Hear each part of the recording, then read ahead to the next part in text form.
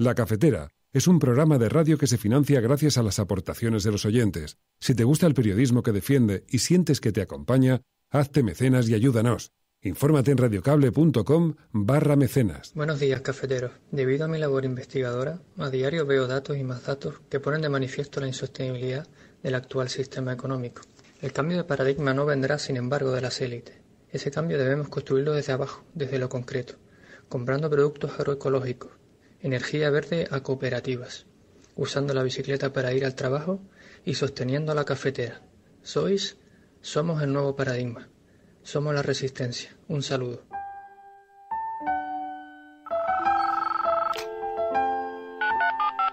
Son las 8:30 de la mañana. Las 7:30 en la Casa Museo de José Saramago, en Tías, Lanzarote. Buenos días, mundo. ¿Quieres un café?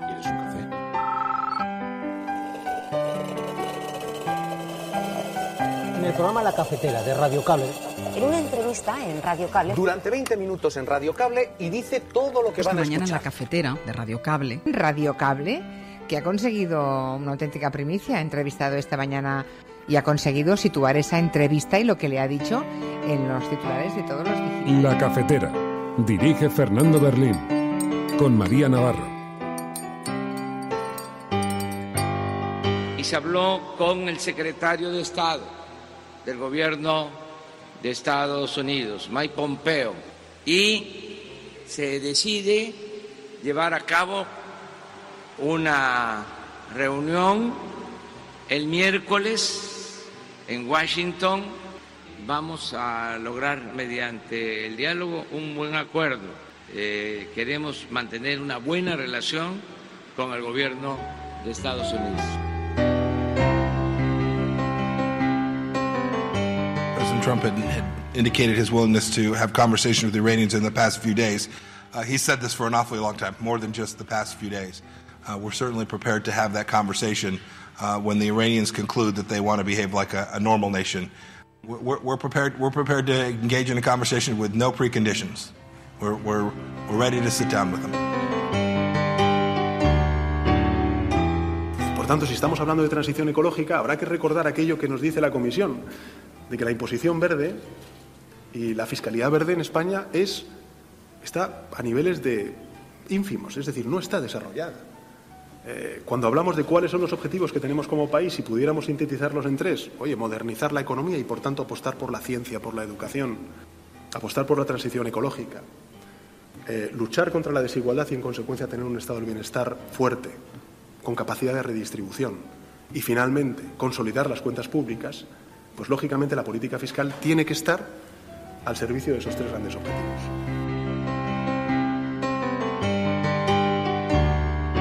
Instamos al presidente del Gobierno español a que las instituciones del Estado, especialmente la Fiscalía General y la Abogacía del Estado, den cumplimiento efectivo a las demandas que les he comentado, a la libertad inmediata de los presos políticos y a que se reconozca su derecho efectivo a ser indemnizados y reparados por toda esta privación de libertad, tal como establece el derecho internacional. En lo que estamos, con quien nos vamos a sentar, espero en los próximos días a hablar, es con quien podemos hacer un gobierno de coalición, que es con los comunes. Un gobierno progresista, amplio, que ponga al ayuntamiento al servicio de la gente y no al servicio del conflicto político. Vamos a intentar formar gobierno con el Partido Popular, también en el Ayuntamiento de Madrid, pero el objetivo que nos marcamos se ha conseguido, que era sumar más que el bloque populista encabezado por Carmena. Lo hemos conseguido y ahora hay que intentar llegar a acuerdos, cediendo unos y otros, pero desde luego el objetivo tiene que ser que Carmena no siga gobernando 4 años más el ayuntamiento. Una cosa es hablar con todas las formaciones políticas y otra cosa es negociar un gobierno. Y en ese sentido, insisto, en que negociaremos con el Partido Popular, solo con el Partido Popular. Más Madrid es la lista más votada y nosotros pensamos que tiene que haber una actitud de responsabilidad de quienes realmente entiendan que es mejor que no llegue la extrema derecha a nuestras instituciones y que deben actuar en consecuencia. Creo que en Barcelona el señor Valls ha dado el ejemplo. El ejemplo es poner sus votos a favor de la lista mayoritaria.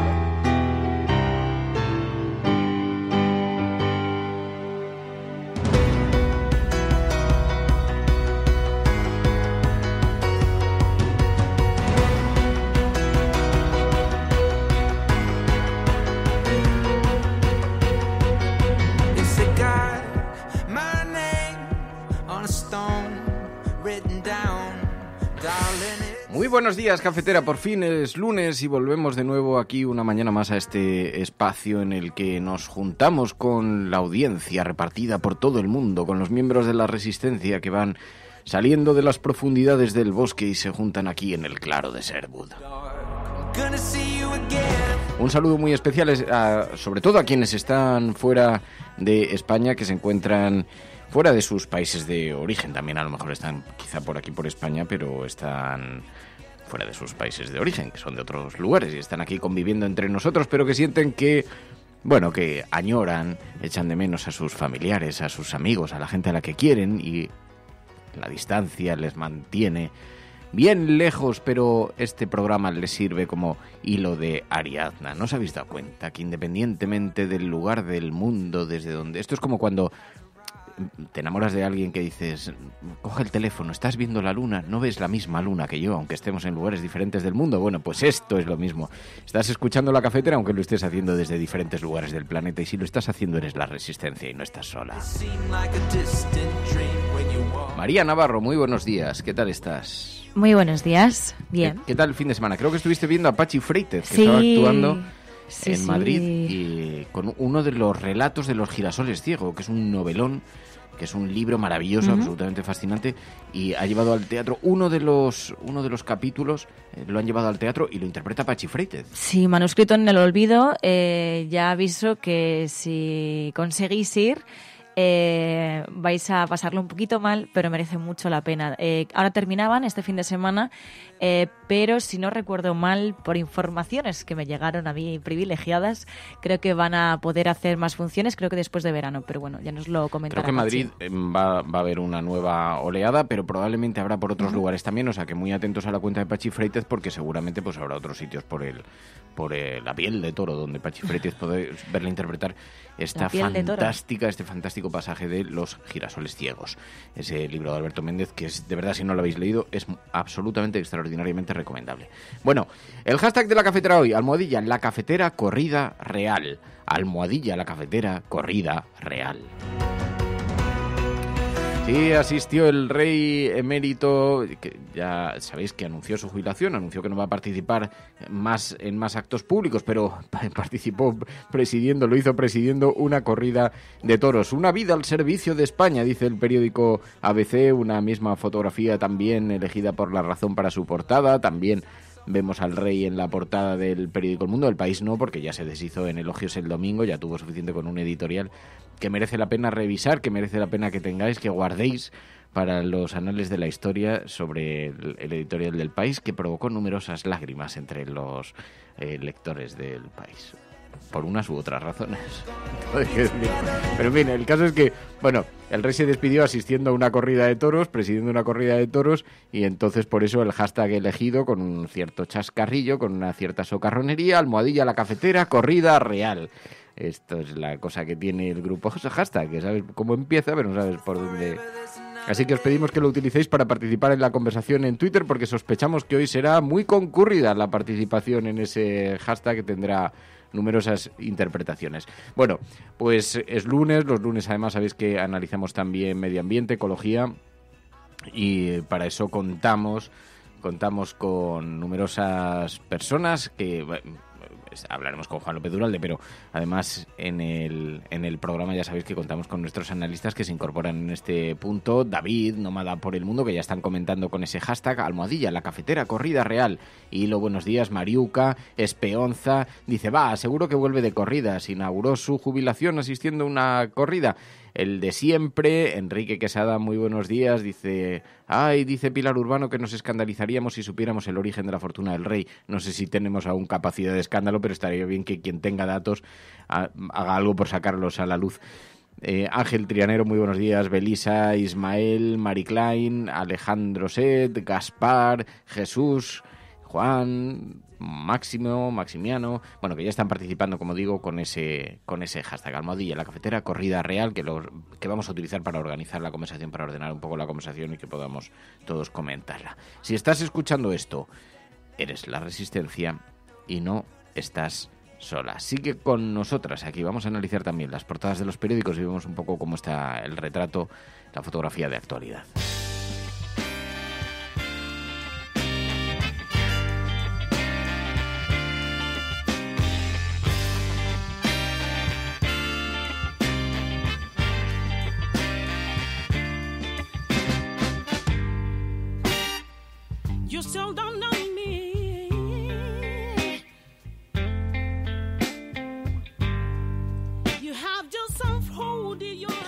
Y vemos hoy en las portadas de los periódicos, como decíamos, esta imagen que se repite, pero si os parece vamos a empezar por el foco, vamos a colocar el foco en la información internacional. Andrés Manuel López Obrador, presidente de México, anuncia una reunión con la delegación norteamericana, de la delegación mexicana con la norteamericana en Washington para buscar soluciones que puedan resolver la crisis diplomática que se ha abierto. Sabéis que Estados Unidos, Donald Trump, anunció que impondría como forma de litigio a México por la entrada de inmigrantes, que impondría aranceles. Dice Andrés Manuel López Obrador que no descartan recurrir a litigios legales, pero prefieren el diálogo. Y se habló con el secretario de Estado del gobierno de Estados Unidos, Mike Pompeo, y se decide llevar a cabo una reunión el miércoles en Washington. Hay instancias internacionales a las que se puede acudir. Nosotros pensamos que no va a ser necesario, que vamos a lograr mediante el diálogo un buen acuerdo y no vamos a acudir a procesos legales. Queremos mantener una buena relación con el gobierno de Estados Unidos. Así que anunció que habría reuniones que están tratando de llegar a algún tipo de acuerdo, pero sobre todo abrir un espacio al diálogo, porque sabéis que el presidente de Estados Unidos, Donald Trump, anunció la semana pasada, el jueves, una decisión: aplicar aranceles que se irían incrementando desde el 5% al 25% a los productos a partir del 10 de junio, a los productos mexicanos, si México no frena la creciente migración hacia Estados Unidos. Así que López Obrador indicó que hay una comisión trasladada a Washington que pretende sentarse a dialogar, a negociar y que, bueno, dice, tenían buenas expectativas ante la negociación, pero decía María, qué fortuna hemos tenido de que en México haya un presidente dialogante, porque si llega a estar un poco descerebrado, el encontronazo podía ser monumental. Bueno, sobre todo porque efectivamente las presiones de Estados Unidos, si llegan a confrontarse con alguien parecido a Donald Trump, no sabemos cómo podría haber estallado todo eso, ¿no? Y menos mal que al menos contamos con esa calma, ¿no? Pero también contundencia de Andrés Manuel López Obrador. Yo creo que está bien que al menos a las políticas o a las intenciones de Donald Trump se responda con la intención de dialogar y de intentar llegar a acuerdos, cosa que tampoco es una tarea fácil con un personaje como Donald Trump. Claro, Estados Unidos, que se encuentra también en un dilema importante, porque Donald Trump responde a un perfil liberal en lo económico o proteccionista en lo económico, porque con este tipo de medidas, la de imponer nuevos aranceles a México, o lo que hemos visto con Huawei, con la compañía china, que son medidas profundamente nacionalistas internas, la lucha contra la inmigración, y lo hace un empresario como Donald Trump.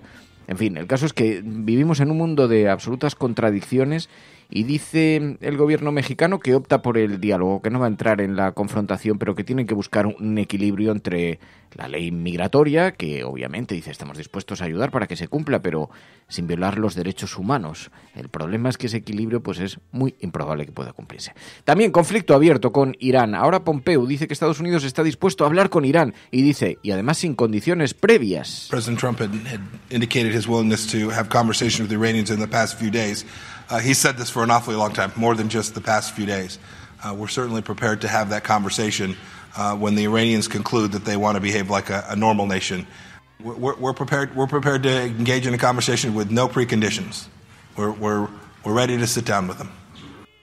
Así que decía que están preparados para involucrarse en conversaciones sin condiciones, pero sin detener, dicen, los esfuerzos por terminar con actividades malignas de esa República Islámica, dijo Pompeo en una rueda de prensa junto a su homólogo suizo después de una reunión que mantuvieron en el sur de Suiza. La tensión con Irán, Estados Unidos ha enviado 1.500 soldados que se encuentra en una situación, en un callejón, nadie sabe, con una calma tensa y nadie sabe muy bien con qué consecuencias, pero con estas primeras, estos primeros alaracos, no sé cómo se llama, alaracas de los Estados Unidos, con estos exabruptos de los Estados Unidos, parecía que la tensión se iba a incrementar sin freno, y ahora parece haber una cierta esperanza, un cierto optimismo después de que Pompeo anuncie que puede abrirse un diálogo con Irán y sin condiciones. Bueno, pues esto en la fotografía internacional que, como digo, vemos retratada por estos dos grandes temas. Y aquí en España todo está salpicado por los acuerdos, los pactos políticos. Se quedó tan fraccionada la situación después de las elecciones europeas, municipales y autonómicas que ahora todo el mundo busca alguna posible salida a los pactos y allí se van pergeñando las posibilidades.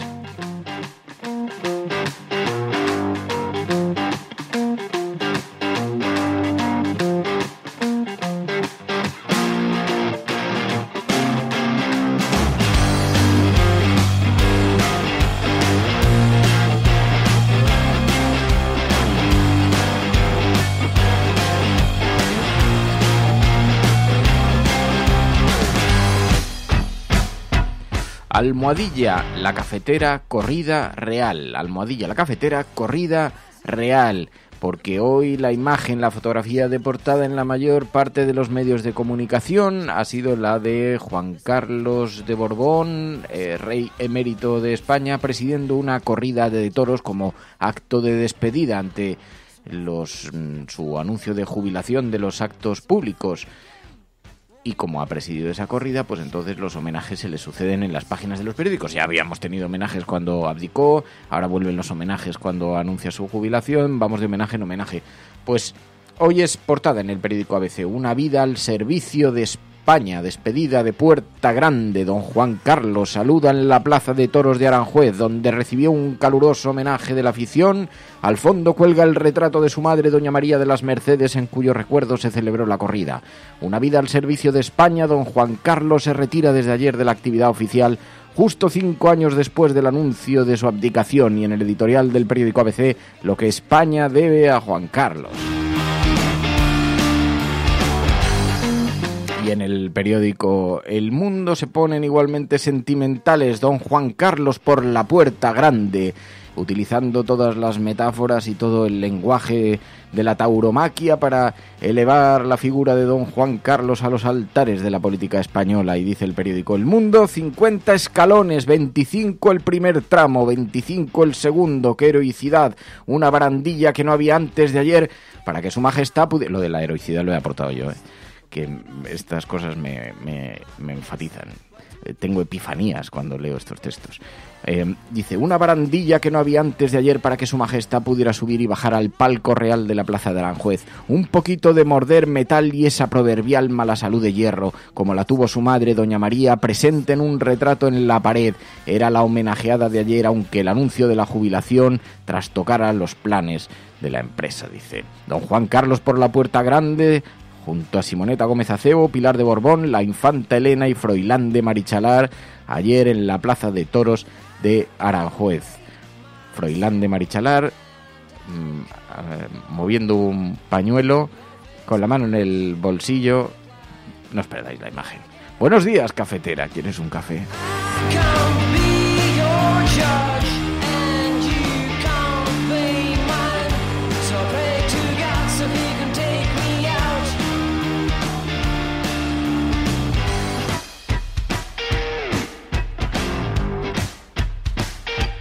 Me gusta este hashtag que estaban proponiendo en el chat. Nodo y luego una Y. No doy crédito. Pero nodo en mayúsculas. Es buena. Es buena. Ahí hay un juego de palabras. Aquí hay una estrella del hashtag.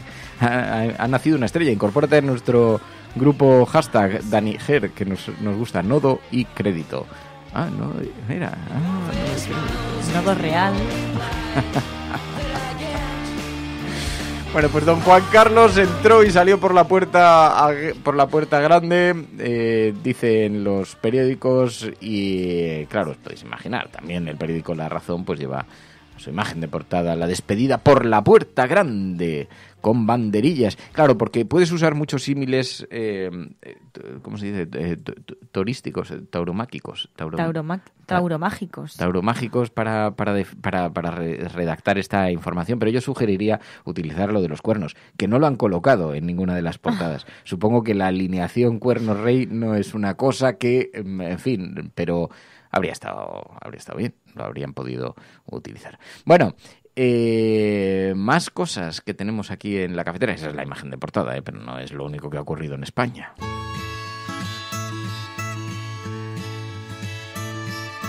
¿Qué pasó? Es que las imágenes del rey que celebre su jubilación en una corrida de toros demuestra, no sé, una etapa muy casposa que dejamos atrás, ¿no?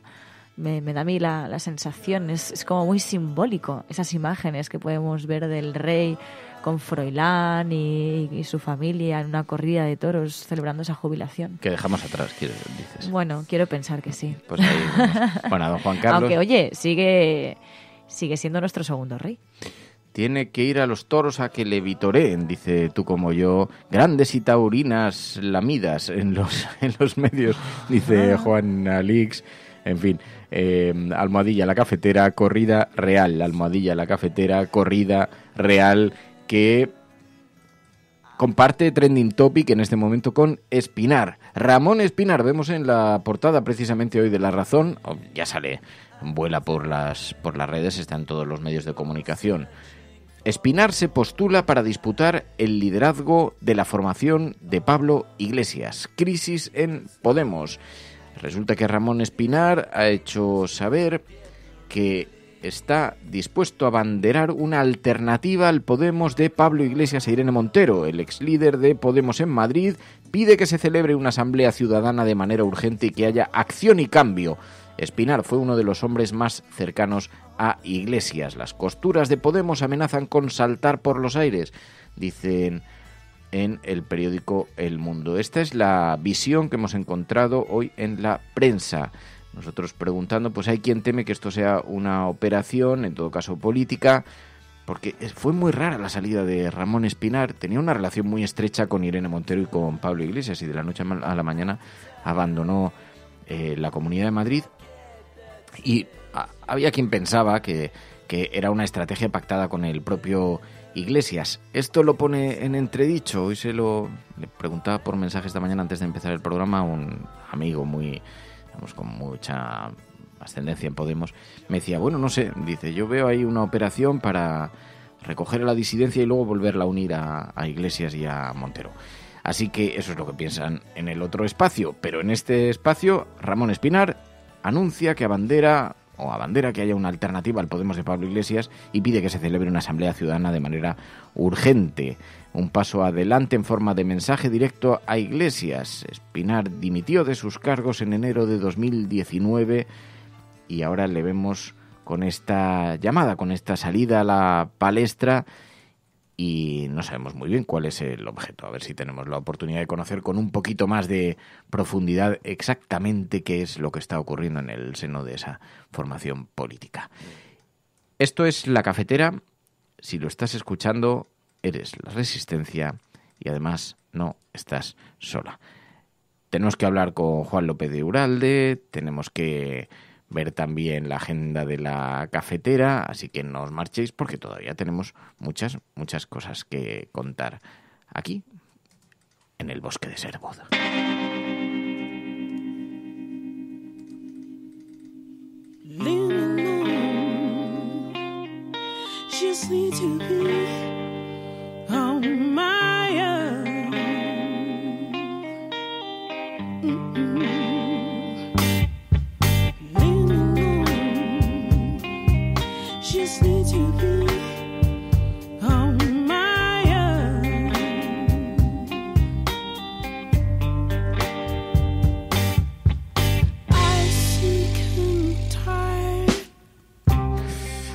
Bueno, Almohadilla, la cafetera, corrida real. Almohadilla, la cafetera, corrida real, dice Madariaga. El rey es persona y como tal tiene defectos. Pero que no se olvide que recibió todo el poder y se lo cedió al pueblo. Es uno de los artífices, dice Madariaga, junto con otros muchos, de todos los colores, de una transición pacífica a la democracia, dice utilizando ese hashtag también. Bueno, Almohadilla, la cafetera, corrida real. ¿Vosotros qué pensáis? Pues un buen momento para decirlo es ese hashtag. Almohadilla, la cafetera, corrida real.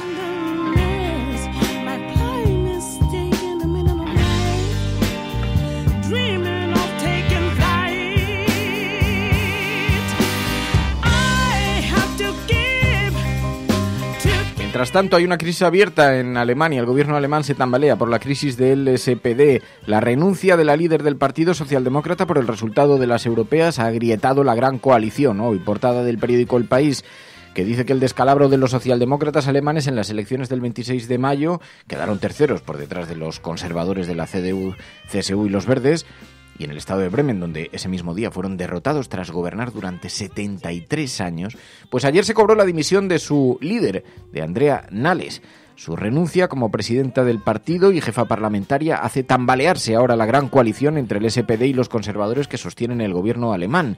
Nahles ha sido en su partido la mayor defensora de permanecer en la coalición de la canciller Angela Merkel frente a un amplio sector que sostiene que solo en la oposición podría recuperarse. Tanto Merkel como su sucesora en la CDU se apresuraron ayer a reafirmar que el Ejecutivo sigue adelante pese a la renuncia de Nahles.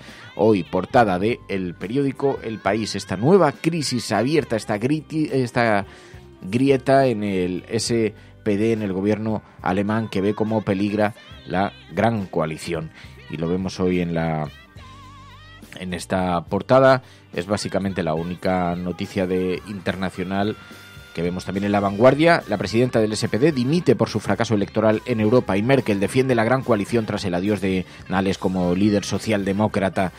Pero en España, donde están puestas todas las miradas, es en los pactos a los que se pueden alcanzar para garantizar la continuidad de algunos gobiernos. Dice Aguado desde Ciudadanos que el objetivo debía ser que Carmena no siguiera gobernando y que eso ya lo han garantizado, que ya no está en el ayuntamiento, así que lo demás son todo puertas abiertas. ¿Qué significa exactamente eso? Nos estará diciendo entre líneas que estarán dispuestos a que Ciudadanos se quede con el ayuntamiento, Begoña Villacís, y ellos ceder la comunidad al Partido Socialista. ¿Es esto lo que nos está augurando, esas palabras? Sí, está descartado. Nosotros vamos a intentar formar gobierno con el Partido Popular, también en el Ayuntamiento de Madrid. Las negociaciones todavía no han empezado, pero el objetivo que nos marcamos se ha conseguido, que era sumar más que el bloque populista encabezado por Carmena. Lo hemos conseguido y ahora hay que intentar llegar a acuerdos, cediendo unos y otros, pero desde luego el objetivo tiene que ser que Carmena no siga gobernando 4 años más el ayuntamiento. Una cosa es hablar con todas las formaciones políticas y otra cosa es negociar un gobierno. Y en ese sentido, insisto, en que negociaremos con el Partido Popular.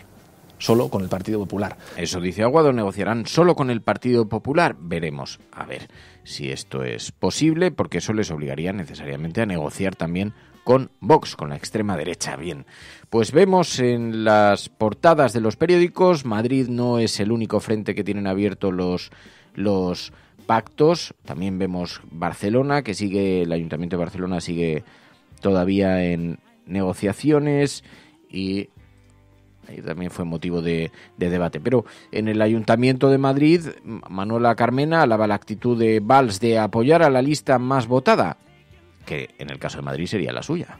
No, mira, nosotros insistimos, Madrid es la lista, Madrid es la lista más votada y nosotros pensamos que tiene que haber una actitud de responsabilidad de quienes realmente entiendan que es mejor que no llegue la extrema derecha a nuestras instituciones y que deben actuar en consecuencia. Creo que en Barcelona el señor Valls ha dado el ejemplo es poner sus votos a favor de la lista mayoritaria. Muchas gracias. Eso decía Manuela Carmena. Y mientras tanto, Cataluña, Colboni dice que solo se reunirá con Ada Colau. En lo que estamos, con quien nos vamos a sentar, espero en los próximos días a hablar, es con quien podemos hacer un gobierno de coalición, que es con los comunes. Un gobierno progresista, amplio, que ponga el ayuntamiento al servicio de la gente y no al servicio del conflicto político. Y en ese sentido yo creo que el señor Valls, en un acto de responsabilidad y de generosidad, dijo que ponía sus votos también al servicio de esto. Y soy optimista sobre todo por lo que se refiere a la ciudad de Barcelona. Yo creo que Barcelona lo tiene todo para que le vaya bien. Ahora le falta un buen gobierno. Un gobierno progresista, un gobierno de izquierdas, un gobierno centrado en la gente y en resolver los problemas de la ciudad. No un gobierno centrado y al servicio del conflicto político, que es lo que plantea Esquerra Republicana y los independentistas. Bueno, pues eso decía Manuel Valls, mientras todas las miradas puestas también en el Ayuntamiento de Barcelona. Repetirá Ada Colau, no hay muchos, se inclinará hacia un pacto con Esquerra Republicana, quizá un pacto con el PSC, incertidumbre también en el Ayuntamiento de Barcelona. Bueno, pues vemos la división de sus bases. Abre un dilema para Colau, dice el periódico El País. Los comunes se debaten entre apoyar a los independentistas de Maragall o pactar con el PSC, dice el periódico El País hoy en su portada. ¿Estamos muertos si pactamos con los indepes? ¿Estamos muertos si aceptamos los votos de Valls para la investidura? ¿Estamos muertos si Colau no es alcaldesa? Esas son las opiniones recabadas entre los militantes, dice el periódico El País, militantes de los comunes que reflejan el dilema que debe resolver estos días la alcaldesa de Barcelona en funciones, Ada Colau.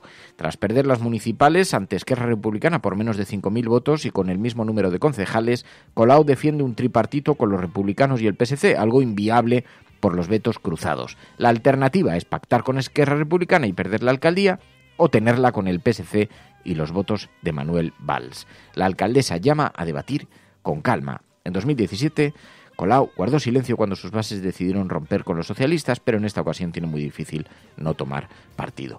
Esto va a ser un tema bastante complicado, porque coloca a Colau, van tirando de ella en dos direcciones y tiene que tomar la decisión de qué partido quiere configurar.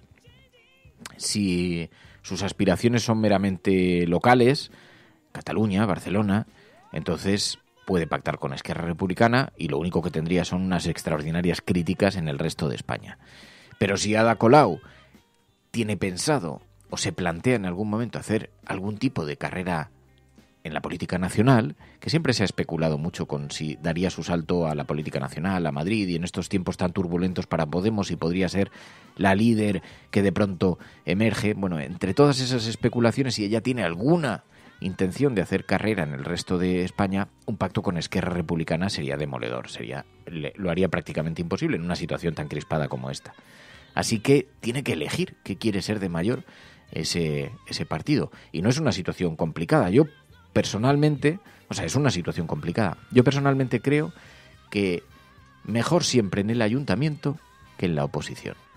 Que las promesas de futuro de, no, espera tu oportunidad, siempre son una mala decisión. En política, y no lo digo con ánimos personales, que no tengo la menor idea de lo que debe hacer nadie, pero desde la perspectiva del análisis político y tirando un poquito de intuición, yo recuerdo cuando a Carmen Chacón le dijeron no es todavía tu momento, espérate, nunca hubo una segunda parte.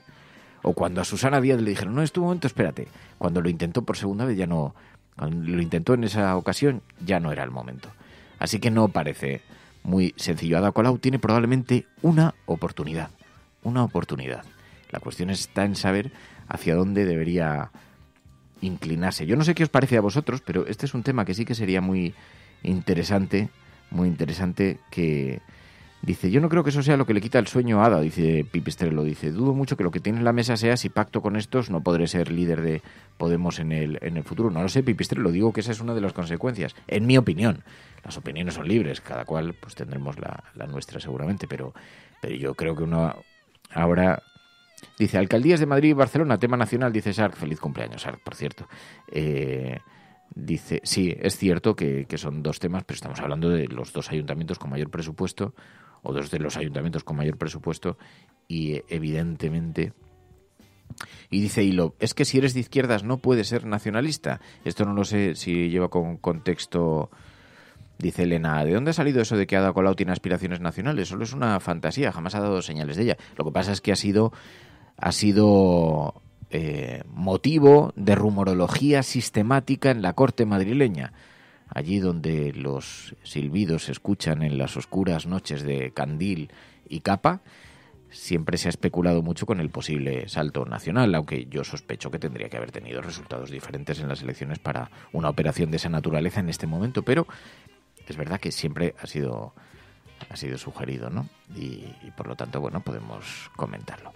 Así que, bueno, pues es un escenario que se abre, incierto, y que nadie sabe muy bien exactamente a dónde nos conducirá, pero el debate está establecido. Bueno, esto es lo que se refiere a este asunto. También, ya sabéis, hoy es lunes y hacemos un paréntesis porque estos son, digamos, la fotografía de los elementos de actualidad. Esto es lo que hoy os contarán todos los medios y le darán 1000 vueltas para arriba y para abajo, pero contarán básicamente esto, que es la esencia, porque se avanzará poco. Así que nosotros os contamos todo aquello que se cuenta, pero también aquellas cosas de las que no se hablan. Y hay retos importantísimos en la sociedad en la que vivimos. Uno de ellos es el medio ambiente, la ecología. Estamos muy cerca del punto de no retorno. Y sabéis que todos los lunes hablamos con Juan López de Uralde, el activista, el ecologista, para hablar de cuáles son precisamente esos retos. Si estás escuchando La Cafetera, eres la Resistencia y no estás sola.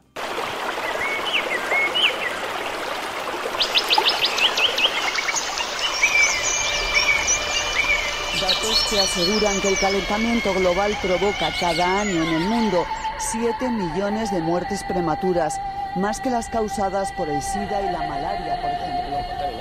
Han ido a parar al río Guadiamar después de que se rompiera una balsa en las minas de Aznalcóllar. El vertido, que contiene ácidos y metales pesados, ha afectado a viviendas. Estos picos de polución no solo hacen que nuestra salud se resienta, también reducen nuestra esperanza de vida. El petrolero, el Prestige, que naufragó ayer con 77.000 toneladas de combustible en su interior. Hay que controlar que no aumente el vertido al mar. En Muxía, entonces aquí caían 450 litros por metro cuadrado, ahora son 308 y la uva se seca. El agujero del Ártico alcanzó un tamaño similar al de 5 veces Alemania y se formó la primavera pasada tras un periodo inusualmente prolongado de bajísimas temperaturas. Todos tenemos el poder de cambiar. Entonces, ¿a qué esperamos?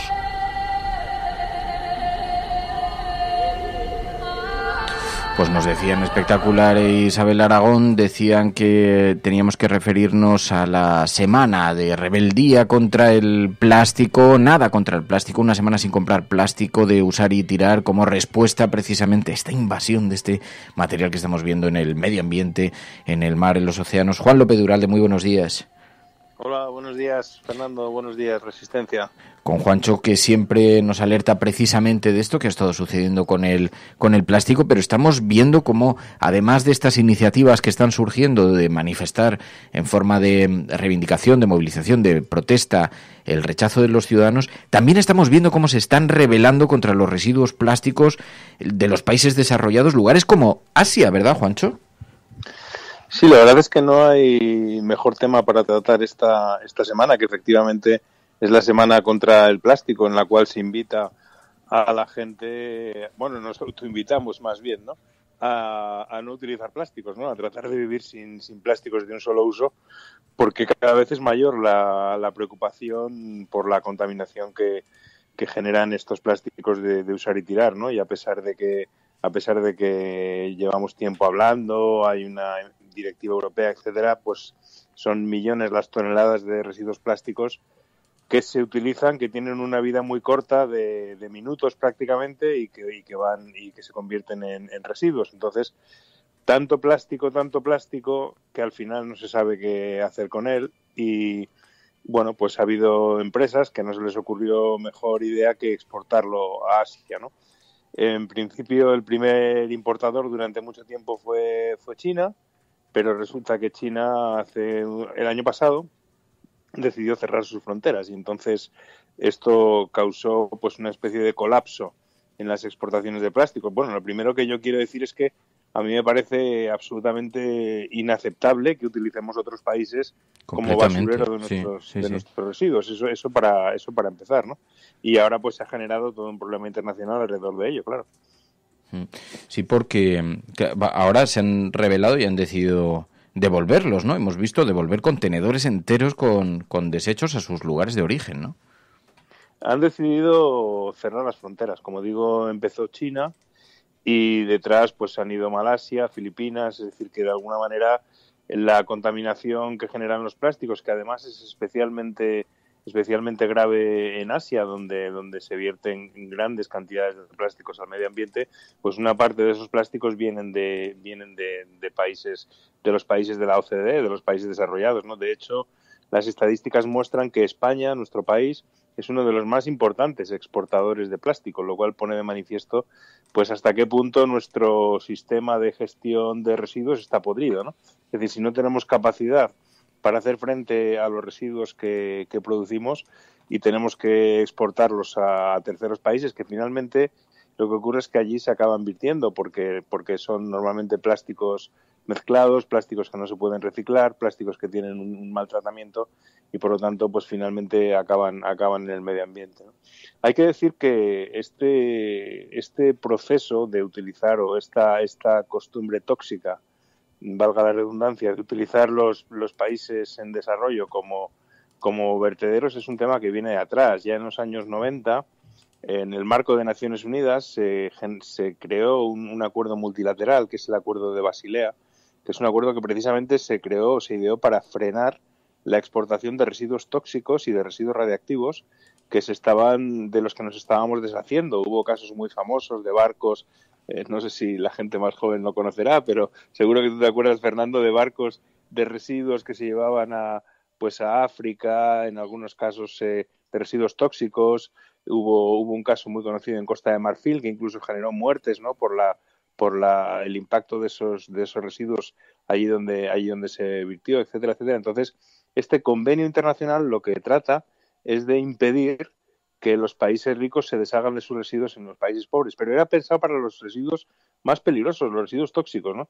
¿Qué ocurre ahora? Pues que no solamente son los residuos tóxicos, no solamente son los residuos radiactivos, sino las simples basuras también se están llevando a estos países porque es más barato deshacerse de ellos allí. En vez de seguir un tratamiento aquí, pues nos deshacemos de ellos allí, ¿no?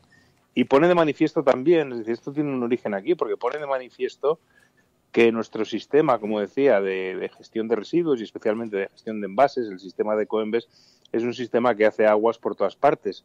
Esto es otra cuestión que está relacionada y que está vinculada, ¿no? Y que ya Greenpeace ha denunciado recientemente con un informe donde se habla del bajo nivel de reciclaje de los materiales del llamado cubo amarillo, ¿no? De los envases y embalajes. Esto me preocupa mucho, Juancho, lo tenemos que comentar algún día, porque yo cuando se lo cuento a algunos amigos que son muy obsesivos del reciclaje, yo lo soy porque en el principio todos debemos serlo, pero es verdad que la gestión que se hace del reciclado aquí en España, tanto en el vidrio como en algunos materiales, es dudosa, ¿no? Bueno, sobre todo lo que es el cubo amarillo deja mucho que desear, ¿no? Y de alguna manera se está poniendo en cuestión desde hace bastante tiempo, porque realmente el sistema de Ecoembes es un sistema por el cual esta empresa Ecoembes cobra por todos los envases que se ponen en el mercado, el llamado punto verde, y en teoría tendría que gestionar que se reciclara el 100% de esos envases, ¿no? Sin embargo, por motivos muy diversos, por problemas en la recogida, por distintos tipos de materiales, por los muy distintos tipos de materiales que se utilizan, etcétera, etcétera, pues este reciclaje no se produce o no se produce a los niveles que la Unión Europea requiere. De hecho, la propia Unión Europea ha advertido de que España no está cumpliendo el objetivo de reciclado, ¿no? Existen otros sistemas en otros países europeos, por ejemplo, el sistema de devolución y retorno, que es el sistema tradicional de devolver los envases, y hay máquinas que tú metes el envase y te dan unos céntimos por ese envase, y de esa manera, bueno, pues es un sistema que promueve, incentiva el que los envases se devuelvan, ¿no? Pero en España, pues el monopolio lo tiene Ecoembes, el monopolio de esta gestión, e impide que otro tipo de sistemas pues se implanten, ¿no? Y realmente hace falta dar una vuelta. Nosotros lo hemos pedido reiteradamente en el Congreso al Gobierno, que cambie la política de residuos, que la abran, porque en este momento no está funcionando como debería y no se están alcanzando esos niveles de reciclaje. Esto no cuestiona, es muy importante decir que esto no cuestiona la separación y que nosotros debemos hacer y llevarlo a los distintos contenedores. Pero una cosa es la separación de las basuras y otra cosa diferente es el reciclaje, es decir, lo que luego ocurre con esos materiales que echamos en el cubo, ¿no? Y efectivamente, bueno, es un tema a analizar en profundidad, pero realmente lo que sí está claro y cada vez hay más consenso es que tenemos déficits importantes en ese sentido. Juancho, estoy viendo una nueva serie, dicen que es la sustituta de Juego de Tronos en éxito, y es verdad, tiene mucho de eso, que se llama... ¿cómo se llama la central del nuclear? Chernobyl. ¿Qué sí? No he visto la serie, pero lo sé. Bueno, es que lo que pasa es que tengo estos lapsus. Vivo con una obsesión desde que ya he visto 4 de los 5 capítulos, el 5º se estrena esta noche, creo, y es absolutamente formidable. Una pedazo de serie. Hay quien le ha introducido la crítica porque deja en mal al sistema comunista que intentó tapar los efectos del accidente durante los primeros días y demás, pero más allá de la lectura política que quiera hacer cada uno, el reflejo del riesgo que supone la energía nuclear, no solamente la mala gestión de las centrales o los posibles accidentes, sino el riesgo de tener que gestionar un accidente de esta naturaleza y el daño que implica, queda absolutamente plasmado. De verdad te la recomiendo, es muy recomendable, muy recomendable. Yo creo que es una serie que puede cambiar muchísimas cosas en la percepción que tiene la gente. Pues no, la verdad es que no la he visto, pero sí que la voy a ver, y además me parece muy importante porque de alguna manera yo he percibido en los últimos años que hay un cierto adormecimiento del sentimiento antinuclear. Precisamente este fin de semana se reunía en Madrid la Asamblea Mundial Antinuclear y me da la sensación de que vivimos con las centrales nucleares como si no existiera el riesgo, ¿no? Cuando ese riesgo está ahí, y hace unos años, a raíz de Chernóbil, luego de Fukushima, pues éramos muy conscientes del riesgo y la opinión pública era mayoritariamente antinuclear, pero da la sensación de que ese sentimiento se ha adormilado un poquito, ¿no? Y por cierto, déjame recordar que en estos días celebramos la muerte de una activista antinuclear en Tudela. Se cumplen 40 años de la muerte de Gladys del Estal, una activista antinuclear que luchaba contra la central nuclear de Garoña en aquellos años en los que, como te digo, el sentimiento antinuclear estaba muy muy fuerte y que murió por disparos de la Guardia Civil, ¿no? Es decir, pero volviendo a la serie, la verdad es que tengo muchas ganas de verla porque además me llama la atención que el accidente de Chernóbil haya generado una serie de éxito, y me parece que es una buena noticia. Una extraordinaria noticia porque además está basada en hechos reales muy fieles. Parece ser que ha habido un trabajo muy importante de documentación, aunque algunos personajes, por motivos más bien, es una serie, no deja de ser una serie de televisión, y entonces han mezclado a varios personajes para que 2 ingenieros estuvieran representados por un solo personaje, pero básicamente retrata bastante bien la estructura de los sucesos. Y una cosa que a mí me llamó mucho la atención, porque ha sido publicarlo y me han empezado a escribir un montón de gente defendiendo, como tú dices, en esta nueva ola de la defensa de lo nuclear, defendiendo que ese accidente es imposible que vuelva a suceder. Digo, claro, pero si es que la serie lo que retrata no es que tengamos a nuestro alrededor centrales nucleares de esta naturaleza, como Chernóbil, sino lo que retrata es la imposibilidad de gestionar un accidente nuclear, que puede ser de carácter terrorista, que todo el mundo parece despejar esa incógnita de la ecuación como si no existiese ese riesgo, que es el volumen del daño sería tan gigantesco, tan absolutamente formidable, que a nadie se le escapa que para la vigilancia que tienen las centrales en todo el mundo, con el peligro que representan y que queda muy evidenciado en esta serie. De verdad es muy recomendable, ¿eh? De hecho, después de Chernóbil vivimos durante 25 años con la propaganda de que eso era efectivamente un accidente que había pasado en la Unión Soviética, que no podía ocurrir en los países más industrializados, hasta que 25 años después, en 2011, en el país más tecnificado del mundo, en donde no podían ocurrir estas cosas, que fue Japón, ocurrió el accidente nuclear de Fukushima, ¿no? Que realmente fue que además, como tú dices muy bien, es un caso clarísimo de que no se pudo controlar, y todavía hoy no se pueden controlar los vertidos desde la planta de Fukushima, cuando ya han pasado 8 años, ¿no? Es decir, que realmente es real, el riesgo es real, y el riesgo no es solamente en una vieja planta soviética, como se debe entender, sino que las plantas actuales suponen un riesgo real para nuestro medio ambiente y para la seguridad y para las personas. Y eso lo llevamos denunciando mucho tiempo, pero últimamente parece como que, bueno, que cuando precisamente las plantas están envejeciendo y por lo tanto el riesgo está en aumento, puesto que las plantas, por ejemplo las españolas, cada vez son más viejas, se van acercando a los 40 años y bueno, pues ahora tenemos todo este debate abierto sobre hasta cuándo pueden mantenerse las plantas nucleares, ¿no? Porque hay una tendencia por parte de la industria, una voluntad de alargar su vida para continuar generando beneficios, ¿no? Es que me llama mucho la atención porque además es verdad que hay un resurgir de la defensa y el problema es que, claro, no volveremos a tener un accidente como el de Chernóbil, pero tendremos otro tipo de accidentes. Claro, la experiencia del ser humano es evidente, pero la arrogancia de pensar que podemos controlar una cosa que queda visibilizada, ya lo comentaremos. Mañana vamos a comentar la serie aquí con Ana Pastor porque está siendo un auténtico, como digo, un auténtico bombazo en audiencia esta serie. Y además se ha convertido en un referente y sobre todo porque tiene mucha fidelidad con los propios sucesos. Pero una cosa que retrata es que es ingestionable una vez ha sucedido. Tanto que las máquinas no podían acceder y tenían que enviar a seres humanos solamente durante 90 segundos, que sabían que iban a morir, a tapar los agujeros y a echar los trozos del grafito dentro del reactor de nuevo. Y tenían que acceder 90 segundos y volvían y sabían que iban a morir. Claro, porque no había manera de controlar eso. Yo no sé si la serie lo trata, te lo pregunto, porque a mí realmente el tema de los llamados liquidadores es la parte de... Es la parte fundamental de la serie, además. Claro, me parece que es la parte más dramática, porque cuando ocurrió el accidente de Chernóbil, las estadísticas oficiales, la industria nuclear habla de que solo hubo 31 muertos. Claro, 31 muertos eran solamente los que murieron directamente en la explosión, pero los liquidadores, que fueron esas personas que durante unas décimas de unos segundos entraban a echar tierra o lo que sea para tapar el reactor, lo que quedaba a la vista. Fueron más de 600.000 y la mayor parte de ellos murieron fuera de las estadísticas. Es decir, es una de las mayores injusticias sociales en cuanto a víctimas de una tragedia.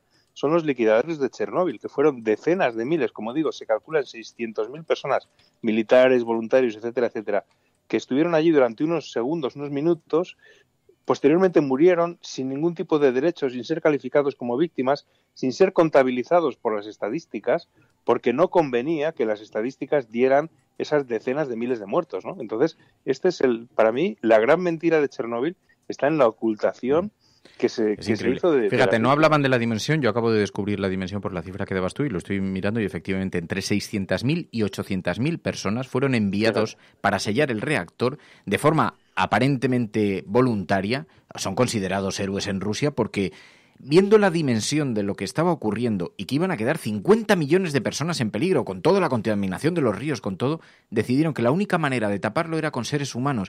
Y entonces enviaban a gente supuestamente voluntario que solo podían exponerse durante 90 segundos y entonces iban saliendo y tenían que ser sustituidos por otras personas. 600.000 personas para tapar el núcleo del reactor. 600.000 personas, seres humanos. Es una cosa escandalosa para que se vea la dimensión. Y luego nos digan, no, es que los accidentes, bueno, ese accidente puede no ser posible. Bueno, pero por eso, porque realmente luego dicen, cuando dicen, bueno, es que Chernóbil tampoco fue para tanto, murieron 31 personas.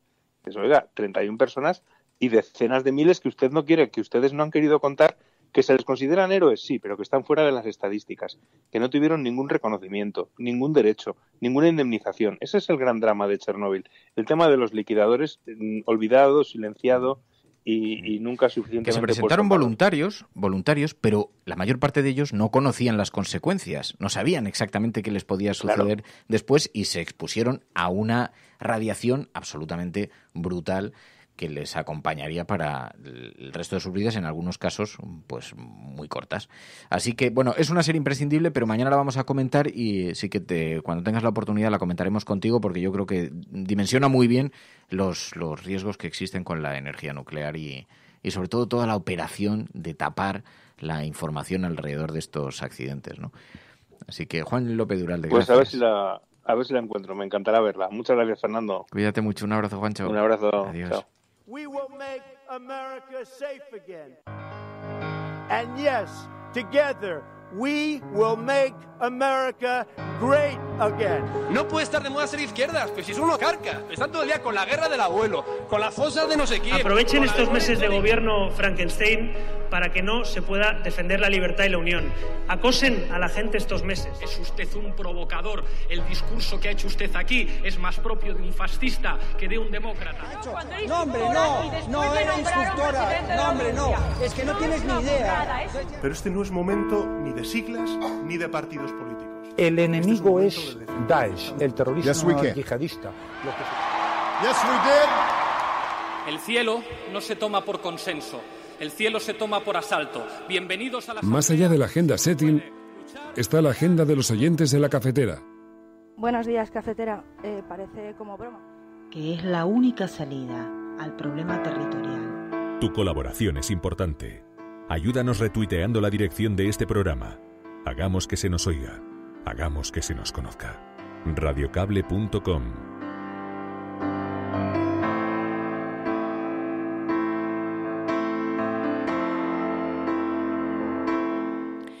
Para empezar la agenda de la cafetera lo hacemos con una información que nos hacíais llegar varias de vosotras entre el día de ayer y el de hoy como mamen, y es una información de un naufragio de una patera frente a Libia que deja 2 personas muertas y 73 rescatadas. Nos hemos ido a esta información y es que al menos 2 personas murieron este domingo en el naufragio de una patera ante las costas de Libia, del que fueron rescatadas por el momento 73 personas, entre ellas varios niños, según informó la propia Organización Internacional para las Migraciones.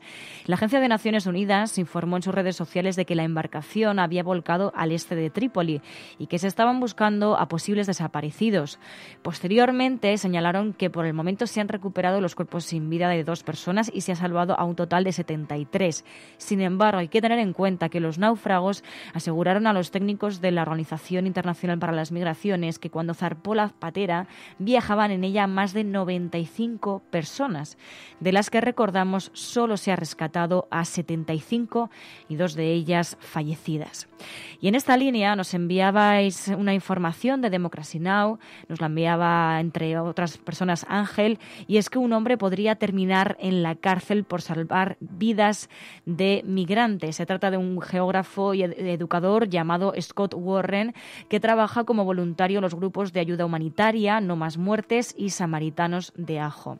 Warren está siendo juzgado por un tribunal federal en Arizona y, si se le declara culpable, podría pasar 20 años en prisión por brindarles a los migrantes, según el propio texto de la acusación, comida, agua, cama y ropa limpia. El miércoles, antes de dirigirse al tribunal para afrontar el primer día del juicio, le concedió una entrevista a Democracy Now!, donde dijo: todos los días en la región fronteriza, migrantes, refugiados, personas que cruzan la frontera o que vienen del desierto y corren el riesgo de morir, golpean las puertas de la gente. Necesitan agua, alimentos, atención médica básica y necesidades básicas. Y la gente a lo largo de la región fronteriza sigue respondiendo, ofreciéndoles un vaso de agua a estas personas, ofreciéndoles algo de descanso y algo de comida. Y francamente, decía, no veo que eso vaya a cambiar. En la mañana del 17 de enero de 2018, la organización No Más Muertes publicaba un informe y un vídeo donde se denunciaba la interferencia de la Oficina de Aduanas y Protección Fronteriza de Estados Unidos en la entrega de ayuda humanitaria.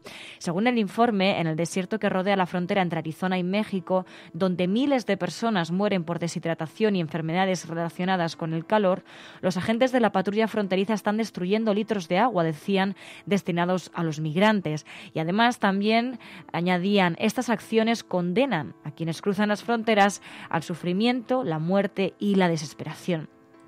Y también, en otro orden de cosas, pero también relacionado con esto mismo, en este caso nos vamos hasta Madrid, porque arranca el juicio por la muerte de Samba Martínez, más de 7 años después y con varios imputados huidos de la justicia. Público.es recoge esta información y dice: cuando el juez ya jubilado Ramiro Gracia de Dios asegura que los CIES son espacios de impunidad policial y de sufrimiento para las personas internadas, es difícil imaginarse hasta qué punto es así. Él lo sabe bien, fue juez de control del CIES CIE de Aluche desde 2009 hasta el año pasado.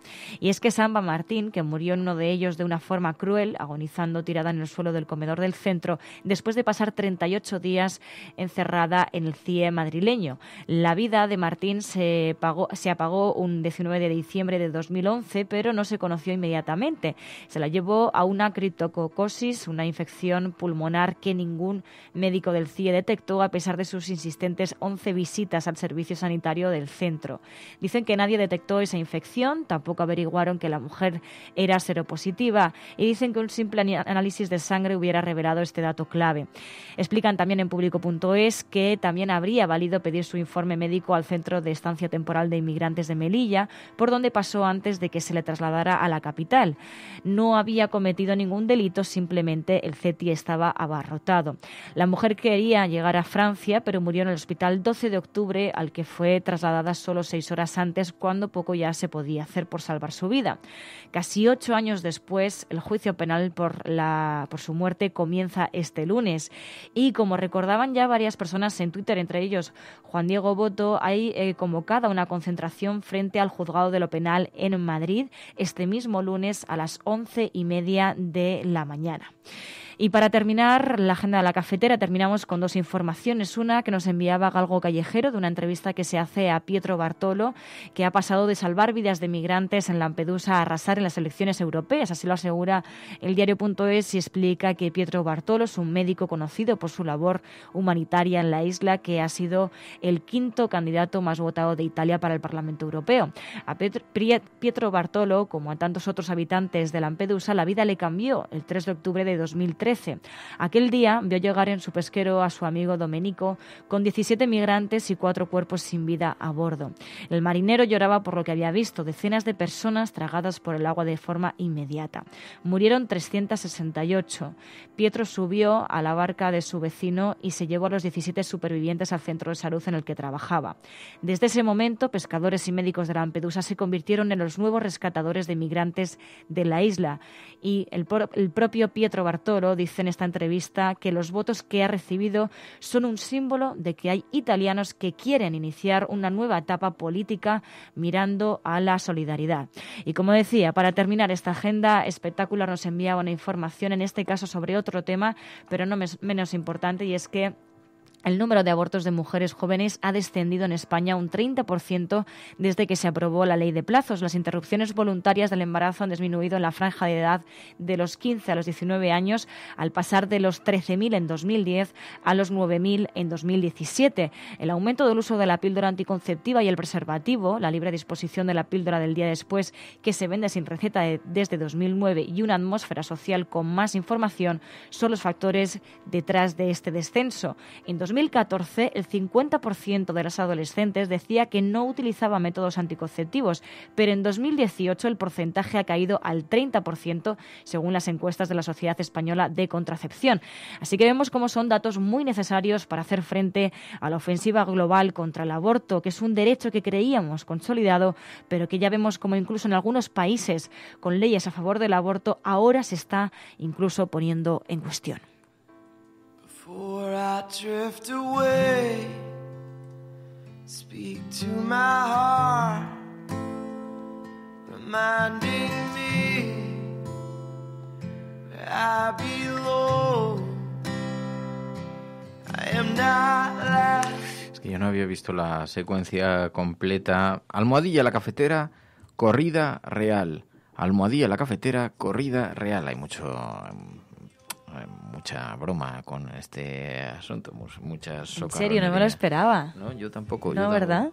Pero yo no había visto la secuencia completa, que resulta que estaba presidiendo el rey unizado de bandera. Es que no sé muy bien el evento, la naturaleza del evento. El rey muestra su cabreo ante la falta de respeto en el izado de la bandera nacional por el mal izado de esto. El rey se cabrea por... Bueno, resulta que estaban izando la bandera. Ayer había un acto en Andalucía y entonces el que izaba la bandera pues no le salía bien. Se quedó enganchada. Y entonces al rey como que le ha sentado bastante mal. ¿No lo has visto esto? Sí, he visto la imagen que fue muy comentada. Bueno, de hecho, lo que se comentaba mucho sobre este gesto era que si esto era lo que más le podía llegar a preocupar a nuestro rey. Pero bueno, un rey se va y el otro se queda. Veremos si hay un próximo.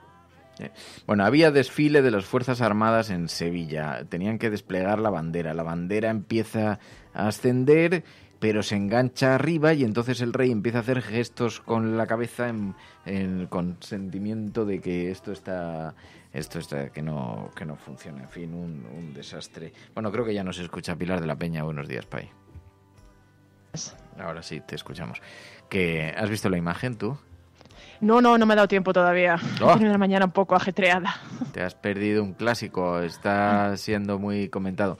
¿Has visto que hemos elegido de trending topic? Hoy el trending topic cafetera es Almohadilla la cafetera corrida real. Te he dicho que si no estabas delante y no me controlabas, lo ha sugerido María.es. Como no estás aquí para atarnos en corto... No, lo ha sugerido el grupo Hashtag, quiere decir, ¿eh? Yo que son brillantes, hay que decirlo. Yo lo he reproducido. Pero yo no digo nada. Ahora ya las consecuencias jurídicas ya las asumiremos con... Ya tal, ¿no? Ya tal. Ya tal. ¿Qué tal estás, Pai? Bien, nada, un fin de semana bastante reparador, así que ya con fuerzas para encarar el final de curso, que siempre es ajetreado y movido, pero bien. Pues estaba diciéndole, estábamos conversando ahora con Juan López de Uralde, y les estaba recomendando la serie definitiva, que la vamos a abordar mañana con Ana Pastor aquí en el programa, que es el de la central nuclear de Chernóbil, ¿no? Chernóbil. Que no te puedes imaginar la pedazo de serie que es. Es que me sale Fukushima cada vez que lo pienso. Me sale el nombre de Fukushima. Pero lo vas acercando en el tiempo, ¿no? Sí, es una serie increíble. Dicen que es la que ha sustituido, en éxito desde luego, a Juego de Tronos, porque está siendo un auténtico, está muy bien producida, tiene una factura maravillosa. Y entonces relata con bastante fidelidad los hechos del accidente nuclear de Chernóbil. Y entonces se ve como ante la imposibilidad de gobernar lo que había desencadenado el accidente, al final tienen que recurrir a 600.000 personas para que lo tapen y se convierten en robots humanos que solo pueden exponerse durante 90 segundos, tienen que salir corriendo, echar arena, volver. Bueno, una cosa, y te das cuenta de la dimensión de una cosa de un accidente de esta naturaleza, o de un incidente de esta naturaleza, que es incontrolable, es ingobernable. Y allí porque se les ocurrió y porque tenían a Rusia y a los rusos para... Pero esto pasa en un país civilizado, que en aquel momento, en fin, a Rusia, pues digamos que el aparato del Estado podía controlar a una población, podía dirigir una operación a un suceso de esa naturaleza, pero esto te pasa en otros lugares del mundo y no tiene, o sea, no, vamos, yo no sé cómo esto se... Esto me recuerda lo que comentábamos cuando analizamos la película Figuras Ocultas, ¿te acuerdas? Que dijimos, claro, sabemos mucho de lo que pasó en la carrera americana al espacio, de todos los éxitos y los problemas que tuvieron, pero sabemos muy poco de los rusos, que en realidad fueron los primeros que se pusieron a un hombre en el espacio, los que adelantaron a Estados Unidos en muchos hitos, pero nunca lo han contado, nunca lo han vendido, y con el desastre de Chernóbil pasa un poco lo mismo, ¿no? Es decir, creo que ahora que seguramente nos estemos enterando de más detalles de un desastre que de unas proporciones tremendas, ¿no? Que probablemente... Había quien se ha enfadado mucho porque decían, bueno, que por cierto dice Rubén, oye, ¿te estarán dando comisión los de HBO, que no haces más que hablar de ellos? Pues no tengo cuenta en HBO, yo la he visto porque fluye por ahí por las redes, no la he visto yo en HBO, pero es verdad que te puedes hacer un mes una cuenta gratis y verla si quieres, o sea que hasta para eso hay alternativas, porque el primer mes te permiten, sin permanencia, te permiten ver gratis los contenidos. Pero en todo caso,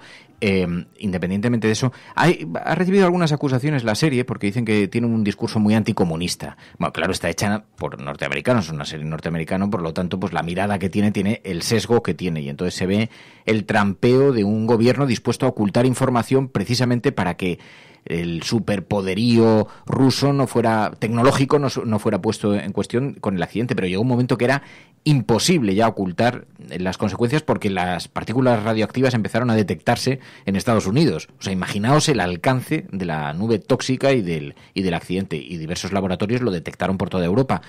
Pero es que llegó un momento que el riesgo era tan gigantesco, que el núcleo empezó a fundirse, entonces empezó a penetrar hacia abajo y iba a caer en los acuíferos y por lo tanto regar la mayor parte de los ríos rusos de material radiactivo, dejando a 50 millones de personas expuestas. Bueno, llegó un momento que la reflexión fue tal, es que esto es lo que cuenta muy bien la dimensión de eso, y que solamente una sociedad organizada con un poder del Estado tan fuerte pudo convencer a 600.000 personas, que algunos acudieron voluntariamente, les regalaban un coche en algunos casos, en otros les cambiaban 2 años a los militares, 2 años de guerra de Afganistán por 3 minutos en la central de la central nuclear de Chernobyl. Para que os hagáis una idea, ¿no? Absolutamente bestial, y te das cuenta de que, claro, en un país así, pues va a haber que taparlo. ¿Y cómo? Los robots intentan acercarse y se destruyen. Solo pueden personas durante 30 segundos, 60 segundos, 90 segundos. Pues seres humanos, 600.000 personas. O sea, se ve la dimensión de esto, me parece, y además que está muy bien retratado, de verdad, muy interesante. Y luego te preguntas cuántos en las sociedades occidentales se presentarían voluntarios o irían, ¿no? Es verdad, sí, porque además es verdad allí, que el carácter ruso es muy así, además. Y hay un sentimiento, fíjate, hubo voluntarios, los historiadores cuentan, porque después nos hemos documentado algo para preparar el programa de mañana, y los historiadores cuentan que hubo una buena parte que fueron voluntarios y otras que fueron engañados voluntarios, pero no se les decían las consecuencias, pensaban que eran unas instalaciones rusas, ¿no? Después han recogido algunos estudios, pero se presentaron voluntarios y muchos de ellos sabían de los riesgos mortales que corrían y sabían que su vida, los primeros mineros que participaron, y fueron voluntarios absolutamente heroicos que decidieron entrar sabiendo que iban a morir, pero que es que si no iba a morir el país entero. O sea, era una cosa, pero de verdad, muy, muy recomendable, muy recomendable. El país entero y a lo mejor más que eso, porque Europa. Es verdad que si llega a los ríos rusos, empieza a regar los océanos. Vamos, no soy una experta en eso, pero me da la sensación de que no se hubiera contenido solamente a Rusia la contaminación nuclear, ¿no? Y luego como serie pues es una pasada, así que echárosla un vistazo, os la recomiendo, y mañana haremos aquí un comentario con Ana Pastor porque es la nueva sensación de la temporada esta serie. Además creo que abre un campo muy interesante porque en cierta forma también revela un montón de capítulos de episodios olvidados, porque decía antes Juan López Duralde que de alguna manera estamos viviendo en una etapa en la que ya se justifica todo. Hemos visto a Fukushima saltar por los aires, estéticamente, porque no fue el reactor lo que saltó, nos han dicho, saltó, aunque ha estado expulsando mucha contaminación radiactiva, pero independientemente, lo hemos visto saltar. Bueno, pues aún así hay quien defiende las bondades de la energía nuclear. Yo es que entiendo que científicamente hay muchos datos para decir que desde luego es un productor de energía indiscutible, ¿no? Pero los riesgos, el daño, las posibilidades, la magnitud del daño en el caso de incidente, accidente, tanto por la naturaleza o por la mano del hombre, porque sin quitar los riesgos que supone para la lucha contra el terrorismo, en fin, es que, o sea, es brutal, brutal. Y los residuos, que no se te olviden los residuos. Que tienen que gestionar generaciones, ¿no? Uh-huh. Es un acto egoísta social de una dimensión. Pero, en fin, esta es una posición personal. Yo sé que hay algunos discrepantes entre los oyentes. Bueno, pero yo creo que el éxito de una serie también se ve un poco desde lo pequeño, ¿no? Cuando distintas personas de diferentes entornos te dicen que tienes que ver esa serie. A mí me ha pasado, ¿no? De gente de diferentes grupos de amigos de diferentes entornos me lo han dicho, y creo que no os habéis puesto de acuerdo a posta, así que eso también es fruto del éxito que está teniendo esta serie, ¿no? Que está siendo muy, muy comentada. Sí, también porque en cierta manera revela lo que los estados, cuando se conforman con ese poder y lo que los estados pueden hacer y lo que los estados son capaces de hacer durante días de silencio, de informaciones cruzadas, para ocultar y tapar y en fin. Pero es muy interesante, la verdad, para reflexionar, muy interesante. El interés del Estado, ¿no? Sí. Eso siempre es... Sí, no siempre es el interés general, tampoco. No. Así que nada. Y luego tenemos que decidir una película para el viernes. Uh-huh.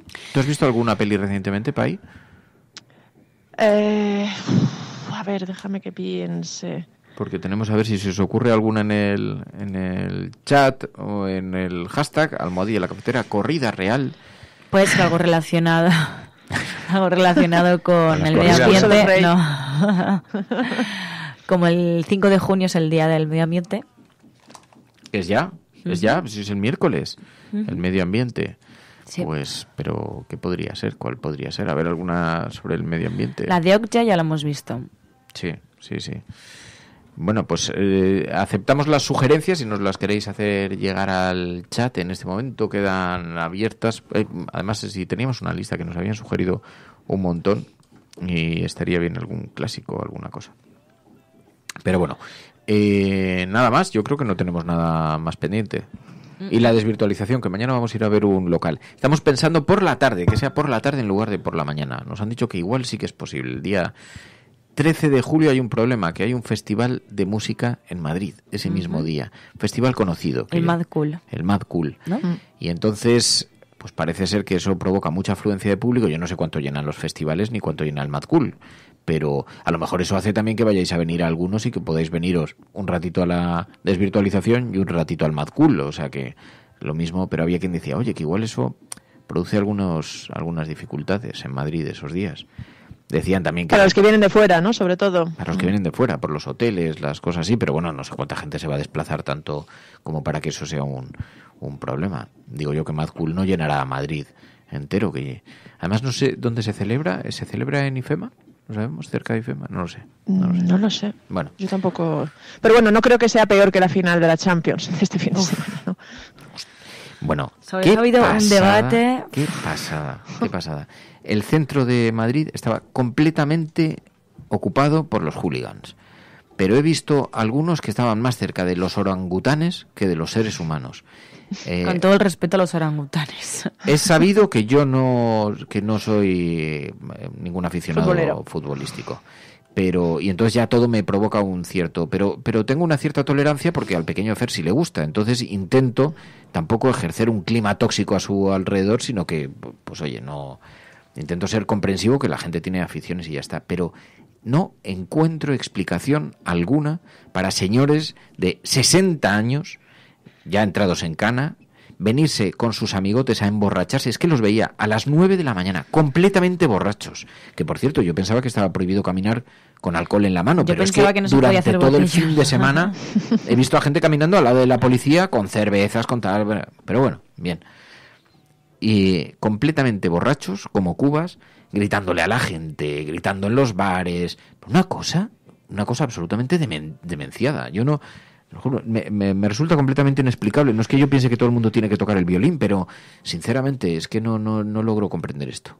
Me supera. Bueno, es una parte de la Gran Bretaña que lleva mucho tiempo existiendo, gente que encuentra su única válvula de escape en el fútbol y en el alcohol y en esa especie de relación, porque es sorprendente la cantidad de británicos que vinieron aquí sin entrada, además pagando un dineral, porque los vuelos han subido, los hoteles no digamos, pagando un dineral simplemente para estar en el mismo sitio y sin ni siquiera, yo creo que expectativa de conseguir una entrada, un poco por aquello de vivir la fiesta.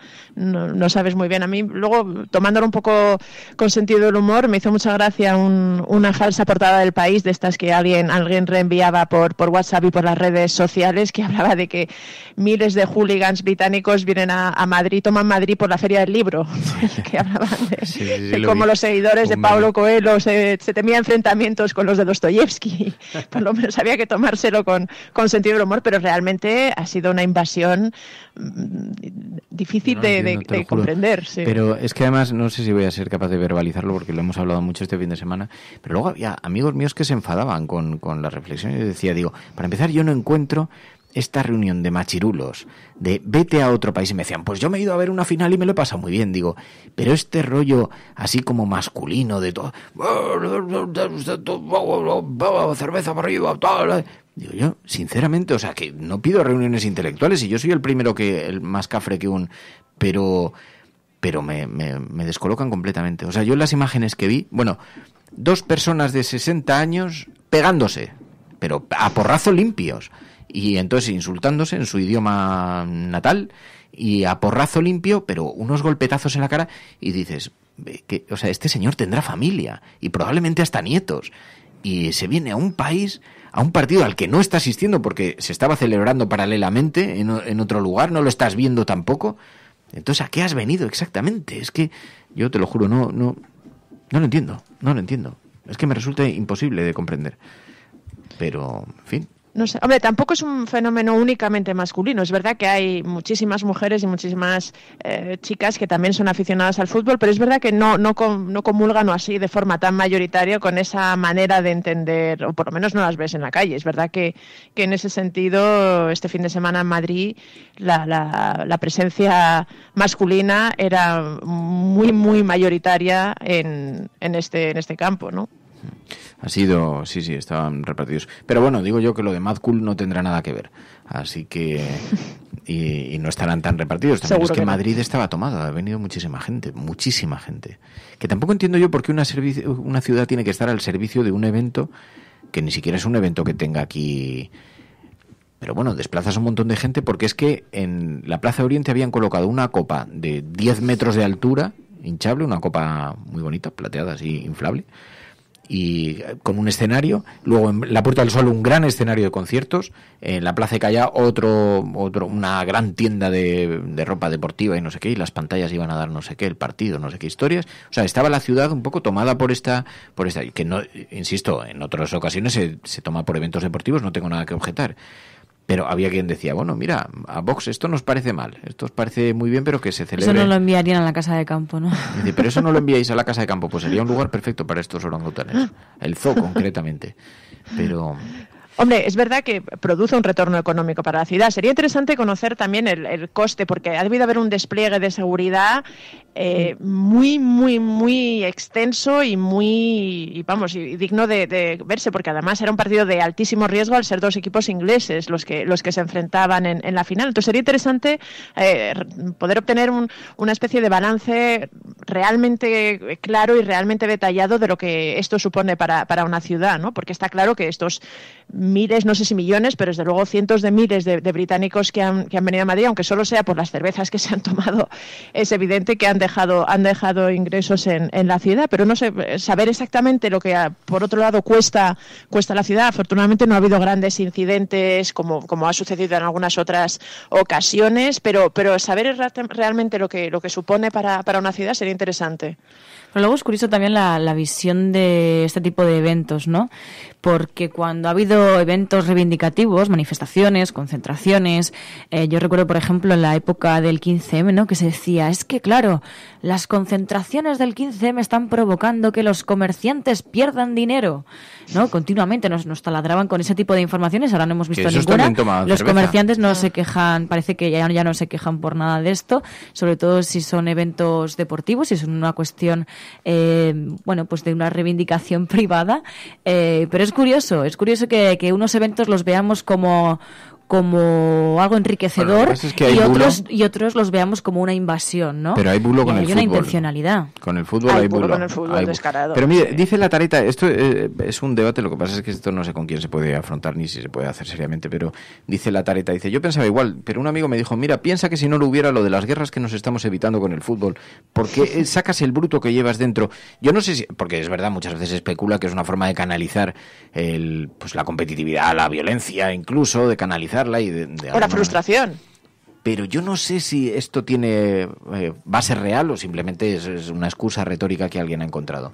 Porque lo que sí que es verdad es que ves comportamientos muy agresivos, muy agresivos. Entonces yo no sé si es que la gente es agresiva y lo tiene que sacar por algún lado y este es el lado que eligen. Pero esa especie de competitividad entre naciones o entre pueblos o entre regiones, transmitida a través del fútbol, si...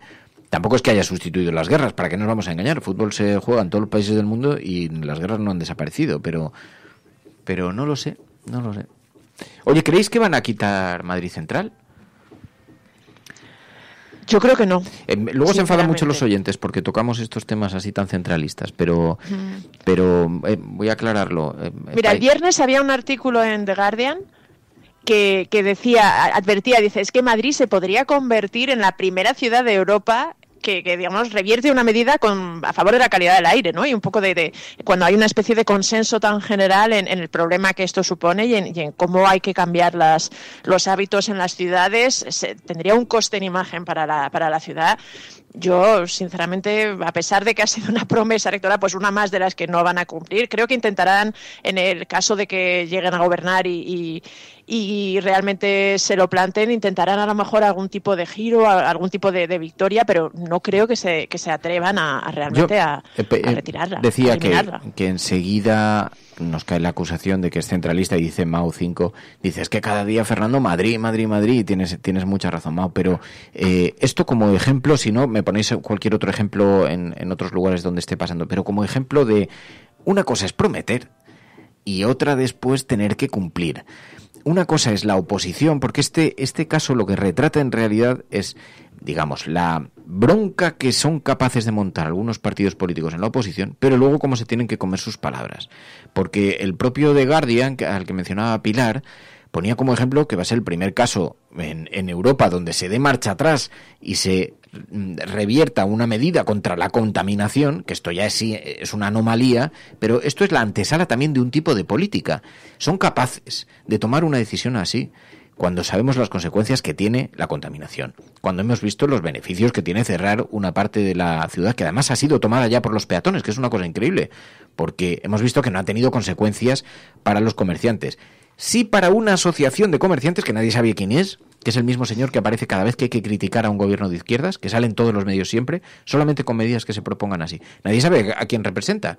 Tiene una asociación desde hace 10 años y tiene una tienda que vende, me parece que eran abanicos en la Puerta del Sol. Y este señor sale en todas. Cada vez que lo veáis, da igual lo que se discuta. O sea, a veces son las obras de la Puerta del Sol, a veces es el clima, a veces es la contaminación, da igual. Siempre sale él como elemento de protesta. Pero si tú preguntas a los comerciantes, es que se ha llenado el centro de Madrid. Y esto es empírica pura, porque es que vivo ahí. O sea, es que lo observamos todos los días. Se ha llenado de peatones. Por lo tanto, el daño para el comercio, pues hombre, es bastante discutible. Pero... Sí, porque ¿quién viene a comprar en coche? No, es que lo que quieren es atravesarlo, no quieren venir a comprar. Lo que dicen, porque además es la gente fuera, pues si tú preguntas en los barrios, en la zona centro, pero dices, no, yo quiero poder atravesar. Bueno, ya tienes la M30, ya, pero es que entonces tengo que rodear, ya, pero vas mucho más rápido, no te vas parando entre los semáforos. No, pero yo quiero atravesar, porque tú no me dices dónde entro. Ya, si quieres también puedes meter el coche dentro de tu casa. Claro. Hacemos y aceleramos. Claro, hacemos unas rampas que vayan directas a los salones de cada casa y ya está, ¿no? Pero de todas formas hay otra cosa que lo que decías, ¿no? Lo fácil que es prometer cuando estás en la oposición y lo difícil que luego es o las consecuencias que tendrías que afrontar si tomas una medida así. Para empezar, las sanciones de la Unión Europea podrían ser tremendas si Madrid toma una decisión así, porque de hecho uno de los motivos que también impulsó la creación de Madrid Central era precisamente la amenaza de sanciones de la Unión Europea por no mejorar la calidad del aire, que además pues la Unión Europea en este aspecto y en este terreno está muy comprometida y está decidida a impulsar y a conseguir que los Estados miembros tomen medidas y sean activos en este tema, con lo cual habría que realmente, si se revertiera y se eliminara Madrid Central, habría que afrontar esta situación, pero es un poco como el Brexit, es decir, o como lo que prometen algunos, no, vamos a retirarnos de la Unión Europea porque es fácil y vamos a recuperar todo el dinero para gestionarlo nosotros. No, las situaciones son mucho más complejas que estas, ¿no? Las promesas a veces son muy fáciles de hacer, pero cuando tienes que cumplirlas, o si quieres ser realmente honesto, deberías contarle a la gente todo lo que implica. Pues sí, porque es que además las consecuencias después son para la salud pública y que venga alguien y diga, no, pues os vais a seguir envenenando y respirando tubos de escape. Pues hombre, te agradecemos el regalo, el legado que nos vas a dejar. Bueno, Pai, Mary, nos recomiendan la película 100 metros. Yo no la he visto, 100 metros. Nos recomiendan también... ¿Esa es la de Dani Rovira? No lo sé porque yo no la he visto, pero nos la están recomendando por aquí los oyentes utilizando ese hashtag almohadilla la cafetera por corrida aquí real. El caso Slevin. El caso Slevin. A ver, sube. Ábreme la imagen. Esta era divertida, esta estaba bien, ¿no? ¿O no? Una situación de... A Slevin la vida no le va nada bien. Después de perder su trabajo y que su casa sea declarada en ruinas, encuentra a su novia con otro en la cama. Desesperado decide irse de Los Ángeles una temporada y alojarse en el apartamento que un amigo tiene en Nueva York, pero la auténtica pesadilla de Slevin empezará cuando se vea involucrado en el sórdido mundo de la mafia neoyorquina. No sé, esta no era la que yo decía, pero esa puede estar bien. Bueno, vamos a pensar una. Otra película que a mí recuerdo que me gustó y que me parecía interesante, que además tiene muchos ángulos para comentar, es la de La Milla Verde. La Milla Verde era una buena película. ¿Esa no la hemos analizado? No, yo creo que no. ¿No? Cuando estuvo el tema de la prisión permanente revisable. Podría ser. No lo sé, habría que revisarlo. ¿Puedes? No lo sé. Bueno, vamos a verlo y os lo ponemos en las estas y así no divagamos mucho en la sobremesa cafetera, pero ya sabéis en todo caso que este ratito es el que... Fast and Furious no, Dani, no. O sea, vamos a intentar mejorar la cultura cinematográfica. Transformers 5. Sí. Tokyo Race. En fin. No sé, yo es que hace mucho que no veo una... por Madrid Central. Es que no he pillado la coña. Protagonizado por Esperanza Aguirre. Que... yo es que hace mucho que no veo una peli. Ahora me he entusiasmado con esta serie, con Chernobyl. Y ahora me ha recomendado también, bueno, esto lo suelto, una serie que se llama Easy y que es bastante eticista. Sí, trata como cosas así muy humanas, sí. Me contaron el otro día, me dijeron, una pregunta para el eticista buenísima. Mira, para el Videoforum, mañana nos dicen The Main. Que entrevistaron además nos enviaron una entrevista que le habían hecho al eticista. ¿Al eticista? ¿En serio? Sí. Esto si quieres lo comentamos un día esta semana y podemos comentar la entrevista, es bastante interesante. The Main, a ver, es una película francesa, año 2015, se llama Mañana, tiene una valoración de 7,6. Bueno, tiene una gran valoración, venga, pues elegida. The Main, la película, aquí elegimos como veis todo, pero entre las que nos estáis, todo muy... The Main, mañana. The Main es mañana, ¿Pai? Sí. Vale, pues. Sí, demà. ¿Cómo se dice? Demà. Demà. Como en catalán. Demà. Pues es la película que vamos a ver esta semana en La Cafetera. Es una película francesa, se escribe The Main y se pronuncia Demà, como ha dicho Pai. Y ya tenemos película elegida, entonces. Ya... Menos mal que estás ahí, Pai, para iluminarnos. He llegado tarde para el hashtag, pero... para el videojuego. Y el caso es que del eticista, es que me contaron algo, era buenísima, era un planteamiento así, pero bueno, como no lo vamos a... Lo dejamos para otra sobremesa, ¿no? Sí. Bueno, que gracias a todas. Adiós, Mary. Adiós a todas. Adiós, Pai, gracias. Adiós a todas. Muchas gracias. Mañana nos vemos. Mañana vamos a comentar esta serie de televisión, Chernobyl. Si tenéis oportunidad, lo podéis encontrar, está por la red volando porque es una serie de éxito, pero también está en HBO y además podéis obtener un mes gratis que, bueno, podéis aprovechar y veros toda la temporada de Juego de Tronos, que la temporada nueva y esta serie de 5 capítulos, y luego os dais de baja en la serie y así no tenéis que pagar la cuota. Digo, no como recomendación, pero yo que creo que bueno, ya hablaremos de los derechos de autor. Que nos vamos. La cultura debe ser libre. La cultura debe ser libre, sí. Esto es como los patinetes y el poliamor. O sea, son 3 temas que no se me pueden sacar en una reunión. ¿Sabes qué? Me vi en una reunión rodeado de banqueros y dicen, bueno, y tal, oye, pues está cambiando la ciudad. Digo, sí, pero no será por la prohibición de los patinetes. Y ya me estallo y a los 10 minutos me veo con todos mirándome y yo... seguía hablando de patinetes. Digo, realmente no me entiendo con el mundo. Pero no pasa nada. Adiós, gracias, cuidaos. Adiós, vaya, adiós. La Cafetera es un programa de radio que se financia gracias a las aportaciones de los oyentes. Si te gusta el periodismo que defiende y sientes que te acompaña, hazte mecenas y ayúdanos. Infórmate en radiocable.com/mecenas.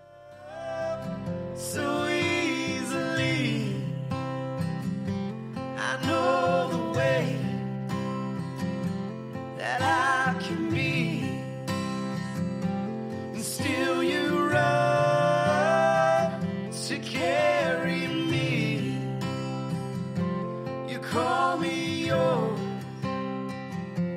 you call me free, you pick me up so easily.